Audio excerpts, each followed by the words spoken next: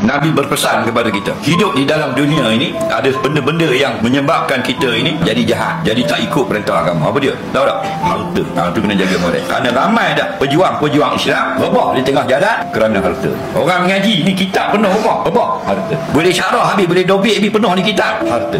Rebah kita. Kerana manusia ni dia tak boleh, kalau sebut harta dia jadi jahat, dia jadi tak cukup, dia jadi tamak. Pasal apa? Itu application wajib ada pada manusia. Manusia ni bukan kosong jasad dengan tulang, dia banyak app dalam. Antara app dia tamak dengan harta dunia. Lepas tu kita kena berhati-hatilah. Sebab apa? Sebab kalau bincang maulud semua baik belaka. Kalau bincang kenduri kahwin anak makan semua elok belaka. Tapi kalau nak bagi faraid tu dia membujur lalu melintang patah, hang lalu dengan ha aku tebak. Kopiah atas kepala, lidah atas bau, bak harta minta maaf. Semua jadi naga racun. Nabi kata, "Lau kana libni Adam wadiyani min zahab, la tabasa isahuma kama qala." Andainya setiap seorang manusia Allah beri 2 bukit daripada emas, nescaya tidak akan cukup. Mereka akan minta bukit nombor 3.